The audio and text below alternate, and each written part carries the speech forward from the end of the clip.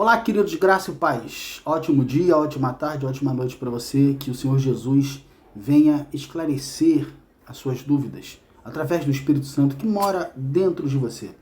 Mas para isso acontecer, precisamos ter duas coisas, dois meios de graça. Um é leitura bíblica. Você precisa tirar um tempo para ter um devocional com o seu Senhor. E segundo é justamente o Espírito Santo, que quando você está no seu devocional, ele há de abrir a sua mente para compreender as Escrituras e direção para a vida. Queria falar contigo hoje sobre oração. Vamos ver o que a oração faz eficazmente? Então eu separei aqui o texto de Lucas, melhor dizendo, de Mateus, porque também está em Lucas. Mateus 26, do versículo 36 ao 46. Tá? Passagem muito conhecida, que é Jesus quando ele entra no Getsemane. Então eu vou aplicar a leitura e a gente vai compreender certas coisas que a oração de Jesus fez com ele, tá?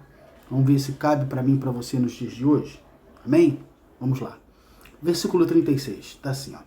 Em seguida foi Jesus com eles a um lugar chamado Getsemane e disse a seus discípulos: assentai-vos aqui, enquanto eu vou ali orar. E levantando consigo a Pedro e os dois filhos de Zebedeu, começou a entristecer-se e a angustiar-se. Pedro e os dois filhos de Zebedeu. Quem são os dois filhos de Zebedeu? João e Tiago. Jesus tinha vários discípulos, tinha os 12 discípulos, mas ele andava mais com estes três. Aí as pessoas vão falar, mas ele faz acepção de pessoas? Não leve para esse lado. A verdade é que existem pessoas que nós nos damos, somos amigos, mas existem aquelas que nós consideramos mais irmãos, temos mais intimidades, confidenciamos mais coisas, tá? Não é porque não amamos as outras, é que nos sentimos mais à vontade com estas. Amém, queridos? Você deve ter as suas particularidades, como eu também tenho a minha. Amém? Então tá aqui, ele começou a se entristecer. Estava orando e começou a se entristecer. Então lhes disse, a minha alma, aí ele se abre. Você precisa ter alguém de confiança para falar também, irmãos. Olha aqui, ó. A minha alma está profundamente triste até a morte. O que está profundamente triste até a morte? A alma dele. A minha alma está profundamente triste até a morte. Ficai aqui e vigiai comigo. Olha o pedido de socorro para os amigos. Me ajudem. Amém, queridos? E adiantando-se um pouco, prostrou-se sobre o seu rosto, orando, dizendo, olha a oração aí, hein? Meu Pai, se possível, passe de mim este cálice.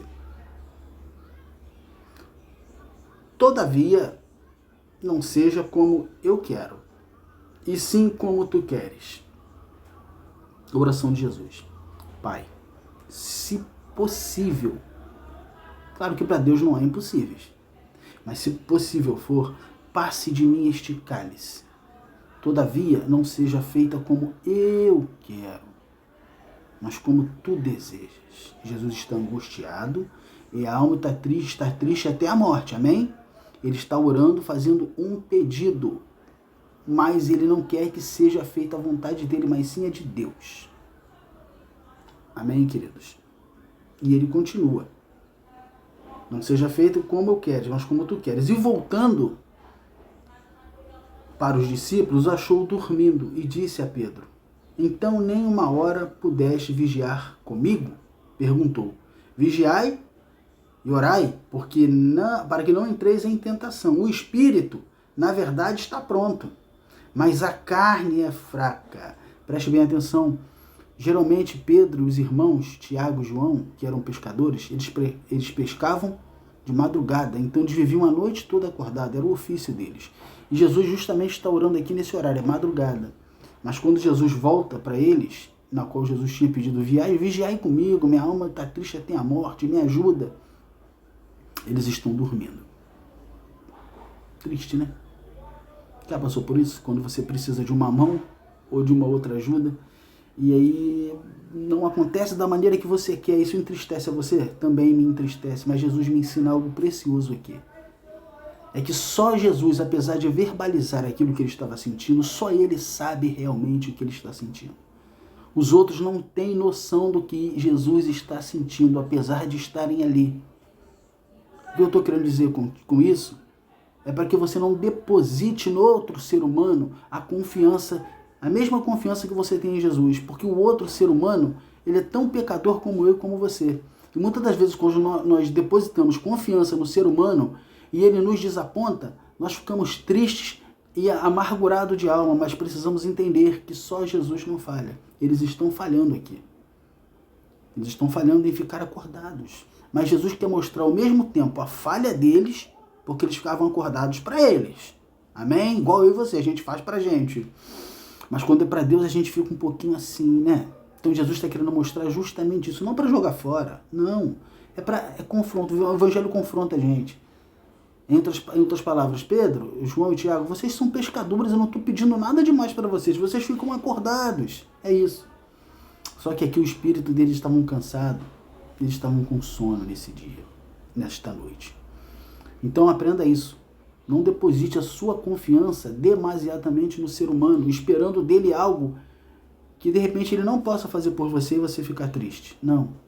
Continue orando ao teu Senhor, porque só ele pode tratar da tua alma e do teu coração. Seguindo aqui o texto.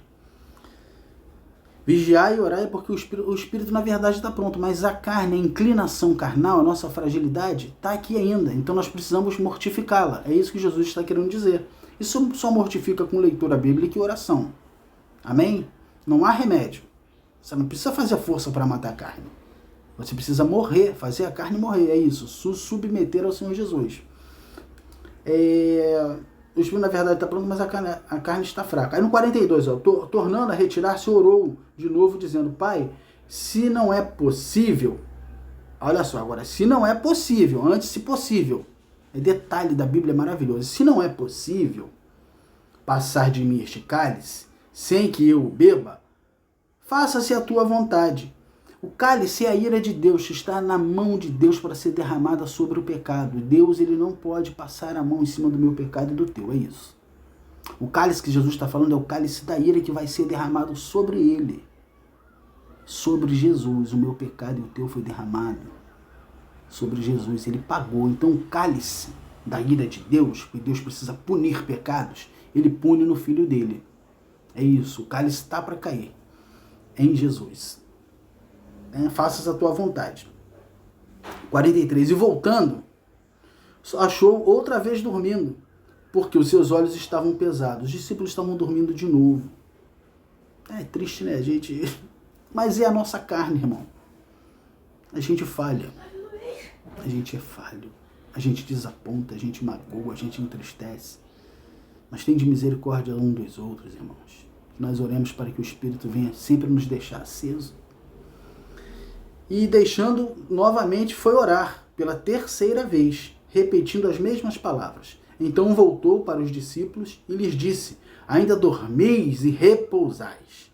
Eis que é chegada a hora do Filho do Homem. Está sendo entregue nas mãos dos pecadores. Levantai-vos, vamos. Eis que o traidor se aproxima. Judas estava chegando com a comitiva e ele iria trair o Senhor Jesus com um beijo no rosto, e todos nós já sabemos. Jesus entrou no Getsêmani com a alma angustiada. Você lembra que nós falamos sobre isso? Até a morte. Mas ele sai do Getsêmani decidido. Tá aqui, ó.